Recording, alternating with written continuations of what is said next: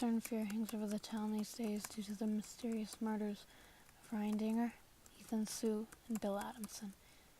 All deaths occurring in the same month. No suspects, and it looks like there won't be for a while.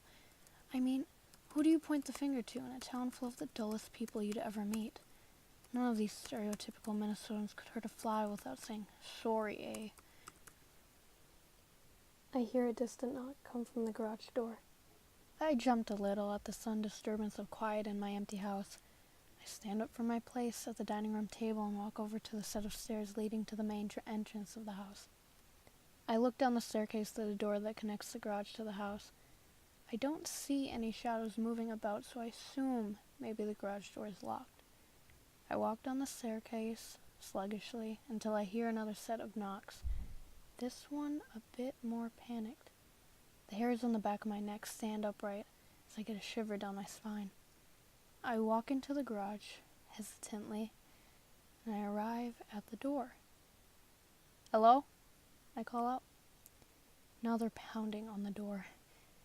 I close my eyes and swing the door open.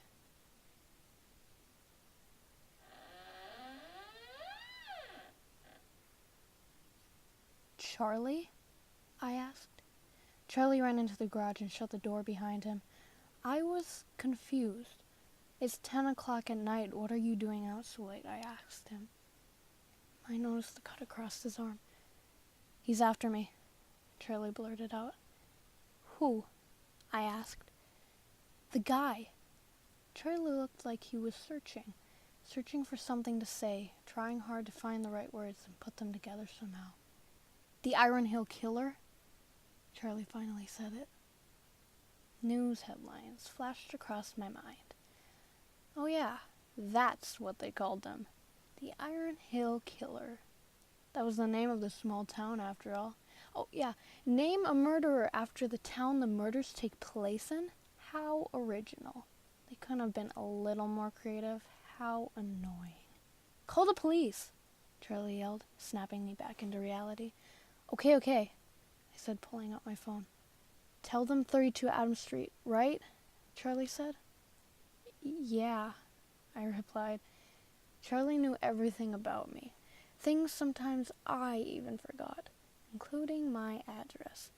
We used to be best friends before middle school, but it ended once I became aware of everything around me, including the people I wasted my time with. He had a big heart, but his annoyance was what put our playdates to an end. The one thing I found most annoying about Charlie was that he loved to be anyone else but his poor little self. He imitated everyone he thought was cool, including me at one point. Hell, I bet you he is 100% faking being chased by the Iron Hill Killer for attention and maybe a possible shot at an interview on some talk show. "Hello? Please help. There's been an attempted murder on 32 Adams Street. I have the victim here with me," I said into the phone. Charlie waited for me by the door. I felt his eyes on me, staring and waiting. I paced back and forth. I nodded and bit my lip. I looked up at him, finally. "The police should be here in 20 minutes tops," I said to him, sliding my phone back in my pocket.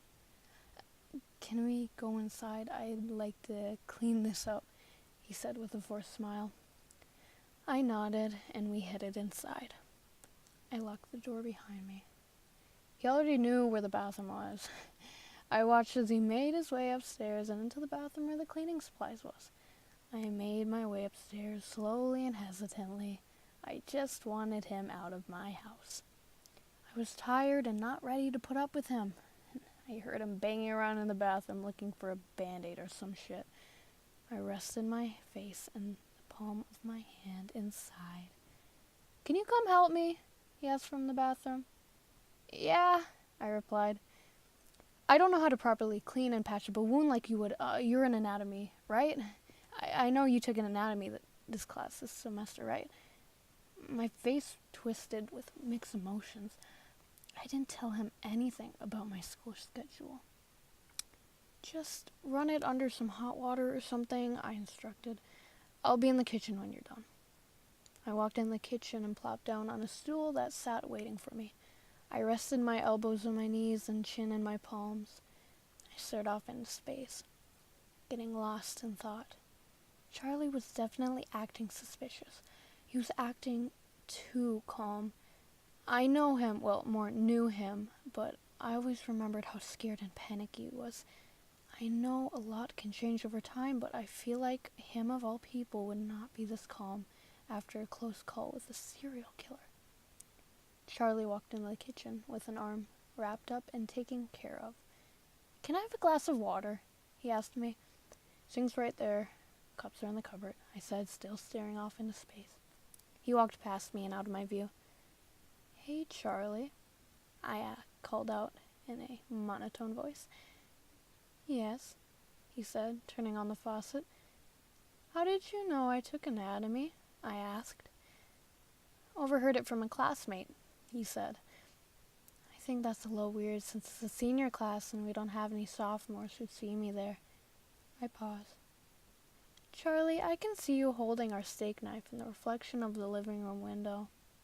I stood up from my spot to face Charlie. "You know what I hate the most about you, Charlie?" I questioned. "What, that I'm the Iron Hill Killer?" he said sarcastically. "No, it's that you fake being someone you're not. You like to imitate people, don't you? I don't hate you because you're the Iron Hill Killer. I hate you because you take credit for murders you didn't commit or have the balls to do," I told him. I could see the frustration growing on his face, and I enjoyed it. So I continued. "Pretty creative, sending the police to the wrong address. I know my address isn't 32 Adams Street, but, you know, what was more creative was me not calling the cops in the first place," I continued. "Not what the Iron Hill Killer does, but I'll hand it to you. Pretty creative." "I am the Iron Hill Killer," he said defensively.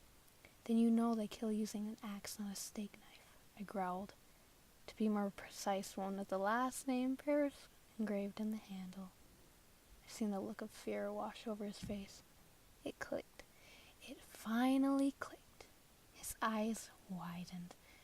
"You'd think that this wouldn't be such a surprise to the one person who knew most about me," I said, stepping towards him.